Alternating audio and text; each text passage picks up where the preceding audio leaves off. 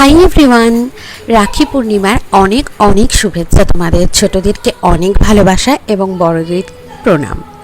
রাখি পূর্ণিমা তিথিতে আমাদের বাড়িতে ছিল সত্যনারায়ণের পূজা। সত্যনারায়ণের শিরনি পূজা এবছর অনেক দিন পরই হলো। দিদি আছে বাড়িতে, তো আজকের মতো একটা শুভ দিন পাওয়া গিয়েছিল সত্যনারায়ণের শিরনির পূজার জন্য। বাড়িতে কচি কাচাদের তো সমাগম হয়েছিল পুজো উপলক্ষে। তো সবাই মিলে আনন্দ করে এই রাখি পূর্ণিমার দিনটি আমরা এভাবেই উদযাপন করলাম। আজকে তো রাখি পূর্ণিমা পড়েছিল কালকে 2টোর সময়, তো আমরা সন্ধেবেলায় রাখি পূর্ণিমারই পুজোটা রেখেছিলাম। বাড়িতে ছোট্ট গোপু সোনাকে সুন্দর করে সাজিয়ে স্নান করিয়ে নতুন জামা এবং ফুলের রাখি দিয়ে সাজিয়ে নিয়েছিলাম। তারপর তো আমাদের ঠাকুরমশাই এসে গিয়েছিলেন। সমস্ত জোগাড় যন্ত্র করে সুন্দর করে সত্যনারায়ণের যে পিড়েটা সাজাতে হয় সেটা সুন্দরভাবে সাজিয়ে সমস্ত যা আচার অনুষ্ঠান আছে সব কিছু নিজের মতো করে নিয়ে পুজো করলেন। আর এটা ছিল সব থেকে স্পেশাল জিনিস, শিরনি পুজোর প্রসাদ। এই শিরনি পুজোর যে যা যা লাগে এবং তার উপকরণ কলা, এই মাখাটা তো আমার ভীষণ ভালো লাগে জানো তো।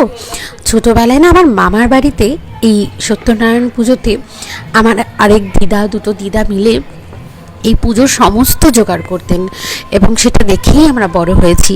এখন তারা নেই, কিন্তু তাদের যে ভালো লাগার জিনিস, তাদের যে ঐতিহ্য, সেগুলো আমাদের মাধ্যমেই বহন করে আমরা আসছি।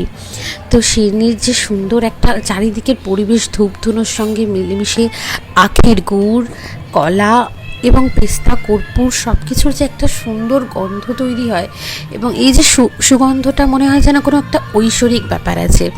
আর এখানে দিদি দিয়ে নিয়েছিল চালের গুঁড়ি দিয়ে ভীষণ সুন্দর করে আলপনা। বাড়িতে ছোট্ট করেই হলো আমাদের এই পুজোর আয়োজন, কিন্তু এই পুজোর মধ্যে যা ভক্তি ভরে আমাদের ঠাকুরমশাই পুজো করছিলেন, পরিবেশটাই বাড়ির চারিদিকের একদম আলাদা হয়ে গিয়েছিল। পুজো হতে হতে প্রায় অনেকটাই রাত হয়ে গিয়েছিল, ওই সন্ধে রাত টাইপের 8:30টার মতো বেজে গিয়েছিল। তো তারপর আমরা সবাই প্রসাদ পেয়েছিলাম সুন্দরভাবে এখানে আরতি করে। তারপর আরতির পর হোম হয়েছিল। হোমটা প্রতিবার হয় না, কারণ সত্যনারায়ণ পুজোর যে হোম সেটা হতে অনেকটা টাইম লাগে।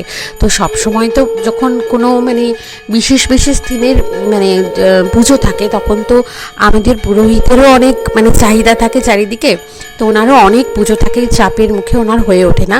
কিন্তু এই বছর সুন্দরভাবে সুন্দর তিথিতে একদম হোম যজ্ঞ করে উনি খুব ভালোভাবে পুজোটা করেছিলেন।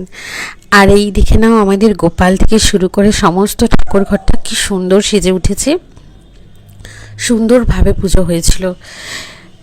আমার তো পুরো দেখেই মন ভরে যাচ্ছিল, এত সুন্দর করে পুজোটা করেছেন ঠাকুরমশাই। তো হোমের এখানে যজ্ঞর সব জিনিসপত্র রাখা আছে, এবার পুজোটা শুরু হবে আর কি। এইভাবেই পুজো হয়েছে। সুন্দর একটা নৈসর্গিক অনুভূতি হচ্ছিল। এত সুন্দর পুজো সবসময় তো সম্পন্ন হয় না, সময়ও হয়ে ওঠে না, কেউ থাকে না বাড়িতে, কিন্তু এবছর দিদি যেহেতু ছিল, পুজোটা ভীষণ ভালোভাবে হয়েছে। এখানে আমাদের যজ্ঞ শুরু হয়ে গেছে, হোমের যজ্ঞ। এই শিখার মাধ্যমে তো পুরো মনে হচ্ছে সমস্ত নেগেটিভিটি একদম ধুয়ে যাচ্ছে।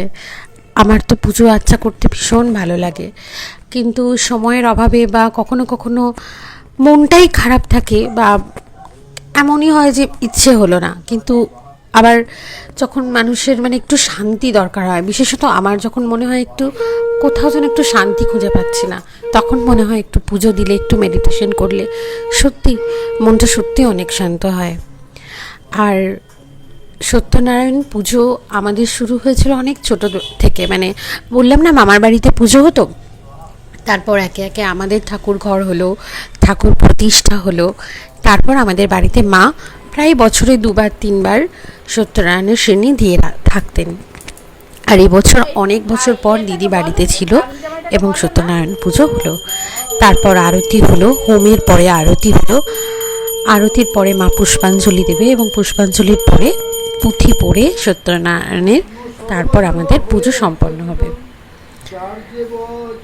তো এভাবেই আজকে রাখি পূর্ণিমার দিনটি কাটলো। সত্যনারায়ণের পুঁথি পড়া চলছে, শুনে নাও তোমরা।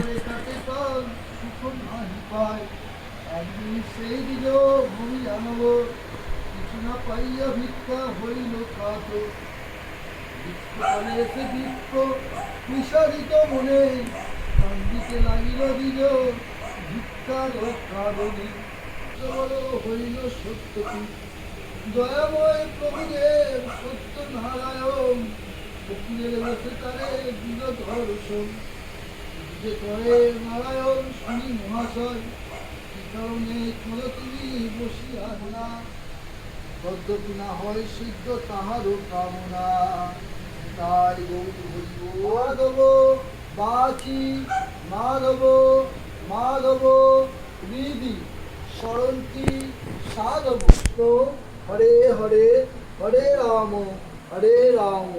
রাম রাম হরে হরে শ্রী গুরু প্রেমানন্দে নিতাই গৌর 8টা হয়ে আছে ঠিক আছে 8টা হয়ে আছে